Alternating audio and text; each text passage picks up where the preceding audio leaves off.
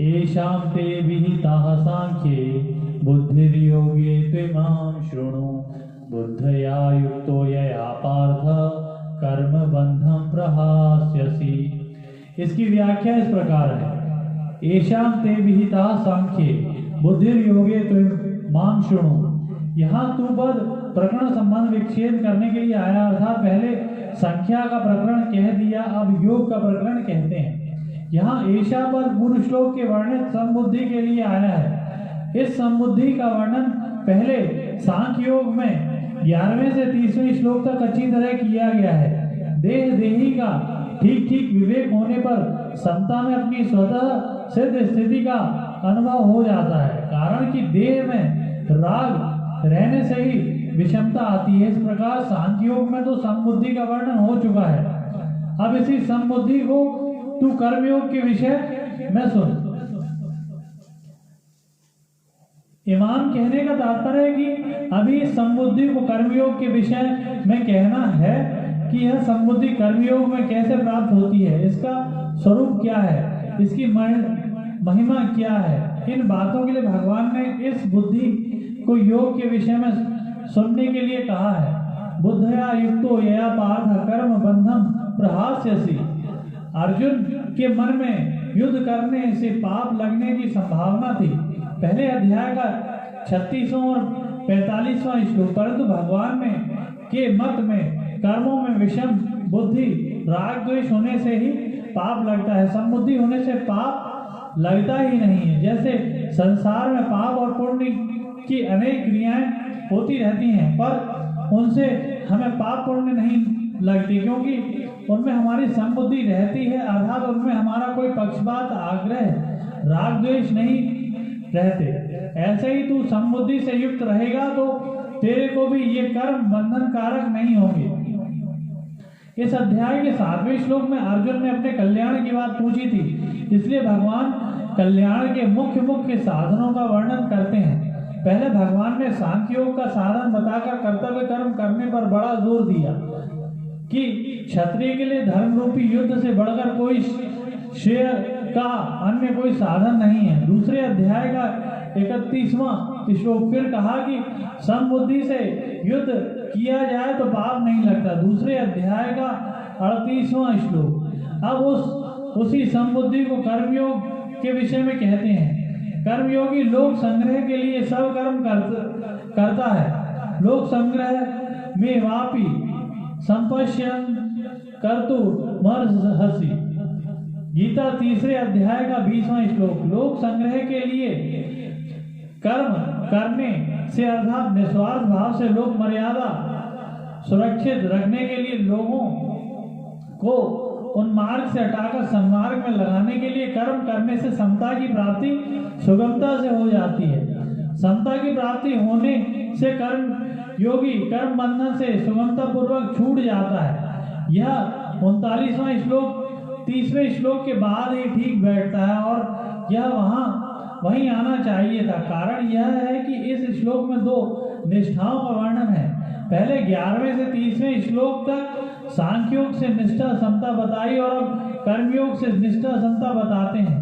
अतः यहाँ 31 से 38 तक के 8 श्लोकों को देना असंगत मालूम देता है। फिर भी इस 8 श्लोकों में यही देने का कारण है कि कर्म योग में समता कहने से पहले कर्तव्य क्या है और अकर्तव्य क्या है। अर्जुन के लिए युद्ध करना कर्तव्य है और युद्ध न करना अकर्तव्य है।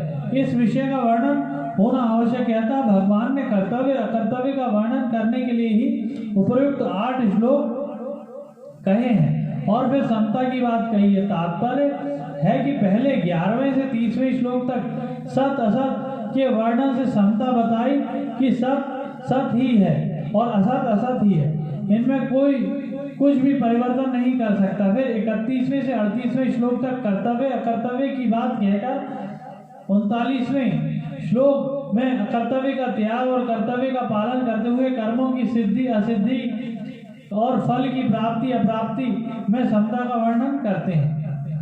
कर्मयोग के 2 विभाग हैं, कर्तव्य विज्ञान और योग विज्ञान। भगवान ने 31वें से 37वें श्लोक तक कर्तव्य विज्ञान की बात कही है, जिसमें कर्तव्य कर्म करने से लाभ और न करने से हानि का वर्णन किया गया है। अब यहाँ से 53वें श्लोक तक योग विज्ञान की बात कहते हैं। पूर्व श्लोक में भगवान ने जिस समता की बात कही है वह सांख्योग और कर्मयोग दोनों साधनों से प्राप्त हो सकती है।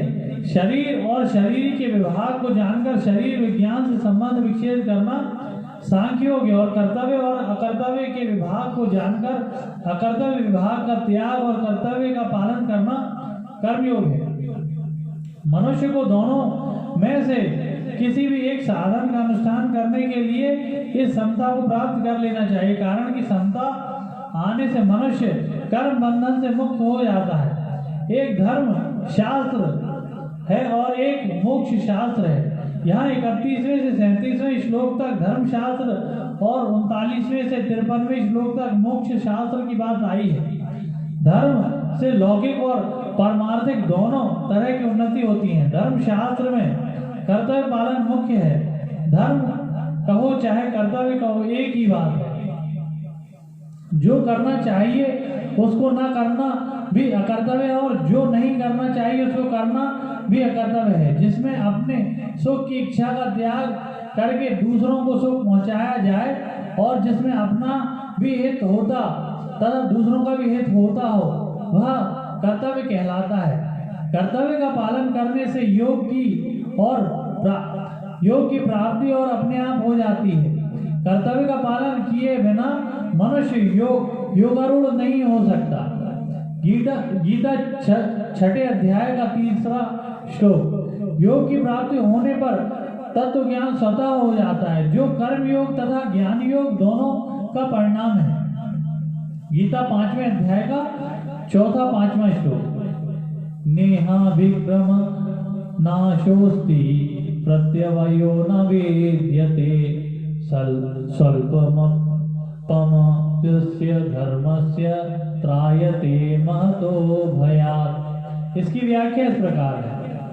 इस समबुद्धि समता का केवल आरंभ ही हो जाए तो उस आरंभ का भी नाश नहीं होता। मन में समता प्राप्त करने की जो लालसा उत्कंठा लगी है, यही उस समता का आरंभ होना है।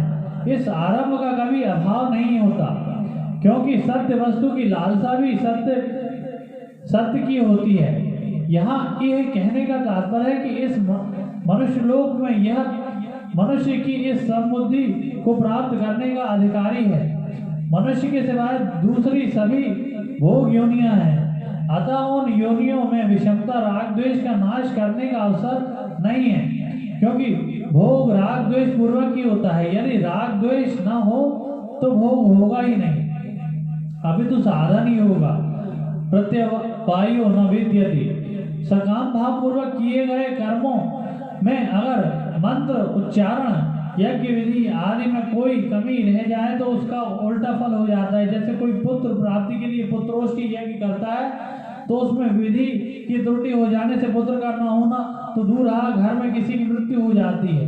अथवा विधि की कमी रहने से इतना उल्टा फल ना भी हो तो भी पुत्र पूर्ण अंगों के साथ नहीं जन्मता। परंतु जो मनुष्य इस समबुद्धि को अपने अनुष्ठान में लाने का प्रयत्न करता है, उसके प्रयत्न का अनुष्ठान का कभी भी उल्टा फल नहीं होता, कारण कि उसके अनुष्ठान में फल की इच्छा नहीं होती। जब तक फलेच्छा रहती है तब तक समता नहीं आती, और समता आने पर फलेच्छा नहीं रहती, अतः उसके अनुष्ठान का विपरीत फल होता ही नहीं है, होना संभव ही नहीं। विपरीत फल क्या है? संसार में विषमता का होना ही विपरीत फल है। सांसारिक किसी कार्य में राग होना और किसी कार्य में द्वेष होना ही विषमता है, और इसी विषमता से जन्म मरण रूप बंधन होता है। परंतु मनुष्य में जब समता आती है तब राग द्वेष नहीं रहते, और राग द्वेष न रहने से विषमता नहीं रहती, तो फिर उसका विपरीत फल होने का कोई कारण ही नहीं है। स्वल्पमप्यस्य धर्मस्य त्रायते महतो भयात्। इस समबुद्धि रूप धर्म का थोड़ा भी अनुष्ठान हो जाए, थोड़ी भी समता जीवन में आचरण में आ जाए, तो यह जन्म मरण रूप महान भय से रक्षा कर लेता है। जैसे सकाम कर्म फल देकर नष्ट हो जाता है, ऐसा यह समता धन संपत्ति आदि कोई भी फल देकर नष्ट नहीं होती, अर्थात इसका फल नाशवान धन संपत्ति आदि की प्राप्ति नहीं होता। साधक के अंतःकरण में अनुकूल प्रतिकूल वस्तु व्यक्ति घटना परिस्थिति आदि में जितनी समता आ जाती है उतनी समता अटल हो जाती है। इस समता का किसी भी काल में नाश नहीं हो सकता। जैसे योग भ्रष्ट की साधन अवस्था में जितनी समता आ जाती है, जितनी साधन सामग्री हो जाती है, उसका स्वर्ग आदि ऊंचे लोगों में बहुत वर्ष तक सुख भोगने पर और मृत्यु लोक में शिवानों के घर में भोग भोगने पर भी नाश नहीं होता। गीता छठे अध्याय का 41वां और 44वां श्लोक। यह समता साधन सामग्री कभी किंचित मात्र भी खर्च नहीं होती, अभी तो सदा ज्यों की त्यों सुरक्षित रहती है, क्योंकि यह सत्य और सदा रहने वाली है। धर्म नाम दो बातों का है, दान करना, प्याऊ लगाना, अन्य क्षेत्र खोलना आदि परोपकार के कार्य करना और वर्ण आश्रम के अनुसार शास्त्र विहित अपने कर्तव्य कर्म का तत्परता से पालन करना। इन धर्मों का निष्काम भाव पूर्वक पालन करने से समतारूप धर्म स्वतः आ जाता है, क्योंकि यह समतारूप धर्म स्वयं का धर्म अर्थात स्वरूप है। इस बात को लेकर यहाँ समबुद्धि को धर्म कहा गया है। लोगों के भीतर प्राय यह बात बैठी हुई है कि मन लगाने से ही भजन स्मरण होता है, मन नहीं लगा तो राम राम करने से क्या लाभ। परंतु गीता की दृष्टि में मन लगाना कोई ऊंची चीज नहीं है। गीता की दृष्टि में ऊंची चीज है समता। दूसरे लक्षण आए या ना आए, जिसमें समता आ गई उसको गीता सिद्ध कर देती है। जिसमें दूसरे सब लक्षण आ जाए और समता ना आए उसको गीता सिद्ध नहीं करती। समता दो तरह की होती है, अंतःकरण की समता और स्वरूप की समता। समता समरूप परमात्मा सब जगह परिपूर्ण है। उस समरूप परमात्मा में जो स्थित हो गया है उसने संसार मात्र पर विजय प्राप्त कर ली है, वह जीवन मुक्त हो गया। परंतु उसकी पहचान अंतःकरण की समता से होती है। अंतःकरण की समता है सिद्धि असिद्धि में सम रहना, प्रशंसा हो जाए या निंदा हो जाए, कार्य सफल हो जाए या असफल हो जाए, लाखों रुपए आ जाए या लाखों रुपए चले जाए, पर उससे अंतःकरण में कोई हलचल ना हो, सुख दुख हर्ष शोक आदि ना हो। मनुष्य तप दान तीर्थ व्रत आदि कोई भी पुण्य कर्म करे या फल देकर नष्ट हो जाता है, परंतु साधन करते करते अंतःकरण में थोड़ी भी समता निर्विकारता आ जाए तो वह नष्ट नहीं होती, अभी तो कल्याण कर देती है। इसलिए साधन में समता जितनी ऊंची चीज है, मन की एकाग्रता उतनी ऊंची चीज नहीं है। मन एकाग्र होने से सिद्धियां तो प्राप्त हो जाती पर कल्याण नहीं होता, परंतु समता आने से मनुष्य संसार बंधन से सुखपूर्वक मुक्त हो जाता है। समता की महिमा भगवान ने 39वें 40वें श्लोक में 4 प्रकार से कही है। समता के द्वारा मनुष्य कर्म बंधन से मुक्त हो जाता है, इसके आरंभ का भी नाश होता है, इसके अनुष्ठान का उल्टा फल भी नहीं होता, इसका थोड़ा सा भी अनुष्ठान जन्म मरण रूपी महान भय से रक्षा कर लेता है। यद्यपि पहली बात के अंतर्गत ही शेष तीनों बातें आ जाती हैं, तभी थोड़ा अंतर है। जैसे भगवान पहले सामान्य रीति से कहते हैं कि समता से युक्त मनुष्य कर्म बंधन से छूट जाता है। बंधन का कारण गुणों का संग अर्थात प्रकृति और उसके कार्य से माना हुआ संबंध है। समता आने से प्रकृति और उसके कार्य से संबंध नहीं रहता, अतः मनुष्य कर्म बंधन से छूट जाता है। जैसे संसार में अनेक शुभाशुभ कर्म होते रहते हैं, पर वे कर्म हमें बांधते नहीं है, क्योंकि उन कर्मों से हमारा कोई संबंध नहीं होता। ऐसे ही समतायुक्त मनुष्य इस शरीर से होने वाले कर्मों से भी कोई संबंध नहीं रहता। समता का केवल आरंभ हो जाए, अर्थात समता को प्राप्त करने का उद्देश्य जिज्ञासा हो जाए, तो इस आरंभ का कभी नाश नहीं होता, कारण कि अविनाशी का उद्देश्य भी अविनाशी ही होता है, जबकि नाशवान का उद्देश्य भी नाशवान ही होता है। नाशवान का उद्देश्य तो नाश करता है, पर समता का उद्देश्य कल्याण ही करता है। समता के अनुष्ठान का उल्टा फल नहीं होता। सकाम भाव से किए जाने वाले कर्मों में अगर मंत्रोच्चारण, अनुष्ठान, विधि आदि में कोई त्रुटि हो जाए तो उसका उल्टा फल हो जाता है। परंतु जितनी समता अनुष्ठान में जीवन में आ गई है, उसमें अगर व्यवहार आदि में कोई भूल हो जाए, सावधानी में कोई कमी रह जाए तो उसका उल्टा फल बंधन नहीं होता। जैसे कोई हमारे यहाँ नौकरी करता है और अंधेरे में लालटेन जलाते समय कभी उसके हाथ से लालटेन गिरकर छूट जाए तो हम उस पर नाराज होते हैं, परंतु उस समय जो हमारा मित्र हो और हमारे से कभी कुछ चाहता नहीं है, उसके हाथ से लालटेन गिरकर टूट जाए तो हम उस पर नाराज नहीं होते। अभी तो कहते हैं कि हमारे हाथों से भी वस्तु टूट जाती है, तुम्हारे हाथों से टूट गई तो क्या हुआ, कोई बात नहीं। अतः जो सकाम भाव से कर्म करता है उसके कर्म का तो उल्टा फल हो सकता है, पर किसी प्रकार का फल चाहता ही नहीं है, उसके अनुष्ठान का उल्टा फल कैसे हो सकता है? नहीं हो सकता। समता का थोड़ा सा भी अनुष्ठान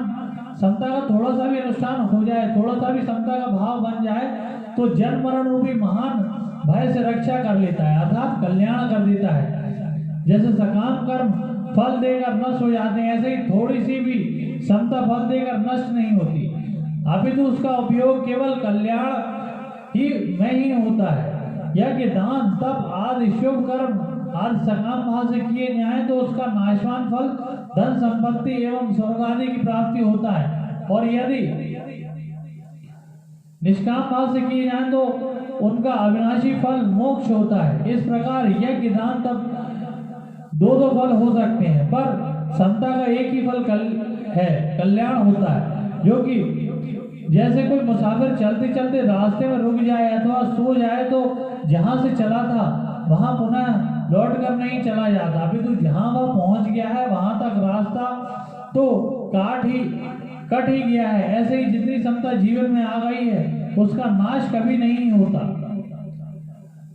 स्वल्पमप्यस्य धर्मस्य त्रायते महतो भयात्। निष्काम भाव थोड़ा होते हुए भी सत्य है और भय महान होते हुए भी असत्य है। जैसे मन भर रोई हो तो उसको जलाने के लिए मन भर अग्नि की जरूरत नहीं है। रोई एक मन हो या 100 मन, उसमें जलाने के लिए दिया सलाई पर्याप्त है। एक दिया सलाई लगाते ही वह रुई खुद दिया सलाई अर्थात अग्नि बन जाएगी। रुई खुद दिया सलाई की मदद करेगी, अग्नि रुई के साथ नहीं होगी, अपितु रुई खुद ज्वलनशील होने के कारण अग्नि के साथ हो जाएगी। इसी तरह असंगत आग है और संसार रुई है। संसार से असंग होते ही संसार अपने आप नष्ट हो जाएगा, क्योंकि मूल में संसार की सत्ता न होने से उससे कभी संग हुआ ही नहीं। थोड़े से थोड़ा त्याग भी सत है और थोड़े बड़े से बड़ी क्रिया भी असत है। क्रिया का तो अंत होता है पर त्याग अनंत होता है। इसलिए यज्ञ, दान, तप आदि क्रियाएं तो फल देकर नष्ट हो जाती हैं, पर त्याग कभी नष्ट नहीं होता। एक अहम के त्याग से अनंत सृष्टि का त्याग हो जाता है, क्योंकि अहम ने ही संपूर्ण जगत को धारण कर रखा है। जैसे कितनी घास हो या अग्नि के साथ, जैसे कितनी घास हो क्या अग्नि के सामने टिक सकती है? कितना ही अंधेरा हो क्या प्रकाश के सामने टिक सकता है? अंधेरे और प्रकाश में लड़ाई हो जाए तो क्या अंधेरा जीत जाएगा? ऐसे ही अज्ञान और ज्ञान की लड़ाई हो जाए तो क्या अज्ञान जीत जाएगा? महान से महान भय क्या अभय के सामने टिक सकता है? समता थोड़ी हो तो भी पूरी है और भय महान हो तो भी अधूरा है। स्वल्प समता भी महान है क्योंकि वह सच्ची है, और महान भय भी स्वल्प सत्ताहीन है क्योंकि वह कच्चा है। समता को निष्काम भाव से स्वल्प कहने का तात्पर्य है निष्काम भाव तो महान है, पर हमारी समझ में, हमारे अनुभव में थोड़ा आने से उसको स्वल्प कह दिया है। वास्तव में समझ थोड़ी हुई, समता थोड़ी नहीं हुई। उधर हमारी दृष्टि कम हो गई तो हमारी दृष्टि में कमी है, तत्व में कमी नहीं है। इसी तरह हमने असत को ज्यादा आदर से दे दिया तो असत महान नहीं हुआ, अपितु हमारा आदर महान हुआ। इसलिए अगर हम सत का अधिक आदर करें तो असत महान हो जाएगा, अर्थात उसकी महत्ता का अनुभव हो जाएगा, और असत का आदर न करें तो असत स्वल्प हो जाएगा। वास्तव में असत महान हो या स्वल्प उसकी सत्ता ही नहीं है। नास्तो विद्यते भव, और सत महान हो जाए या स्वल्प उसकी सत्ता नित्य निरंतर विद्यमान है। न भावो विद्यते सतः, इसलिए उपनिषदों में परमात्मा तत्व को अणु से अणु और महान से भी महान कहा गया है। अणु रणि यान महतो महियान। 39वें श्लोक में भगवान ने जिस समुद्धि को योग में सुनने के लिए कहा था, उसी समुद्धि को प्राप्त करने का साधन आगे के श्लोक में बताते हैं।